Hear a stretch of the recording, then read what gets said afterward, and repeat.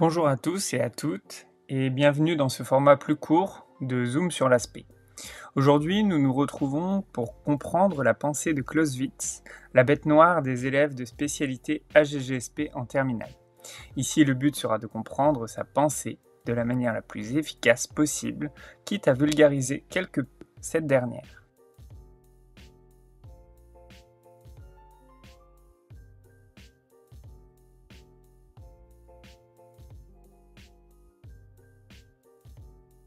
Karl von Clausewitz est un général prussien né en 1780 et décédé en 1831. Il participa aux guerres napoléoniennes, ce qui va lui permettre d'analyser en direct la guerre et de sortir un modèle théorique de celle-ci dans son ouvrage intitulé De la guerre, publié à titre posthume et incomplète entre 1832 et 1835. Son ouvrage a donc pour objectif de formuler une théorie universelle de la guerre fondée sur des règles et des principes permettant aux militaires de s'adapter à la réalité du terrain. Ainsi, Clausewitz parvient à la définition suivante de la guerre. La guerre est un acte de violence destiné à contraindre l'adversaire à exécuter notre volonté. Par ailleurs, je vous conseille vivement de connaître cette citation pour amorcer une dissertation sur le sujet. 7 des 10 volumes de son ouvrage sont consacrés à l'étude des campagnes militaires de l'Europe moderne depuis la guerre de 30 ans, avec une attention particulière pour les guerres révolutionnaires et napoléoniennes. Selon lui, ces dernières s'approchent au plus près de la réelle nature de la guerre, c'est-à-dire de la guerre absolue.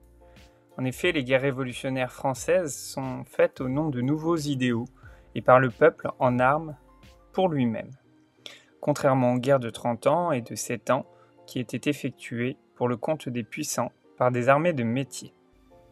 De même, Clausewitz écrit dans son ouvrage que, je cite, « la guerre est la continuation de la politique par d'autres moyens ».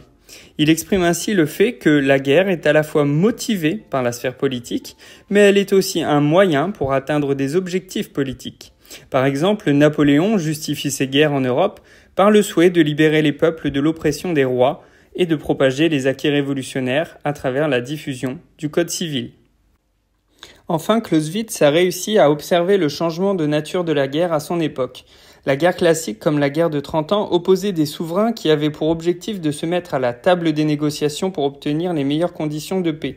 Mais la Révolution française marque une réelle rupture dans la nature de la guerre, car celle-ci ne se fait plus pour le compte des puissants, mais pour une nation tout entière qui se bat pour des idéaux puissants comme la liberté ou l'égalité en droit.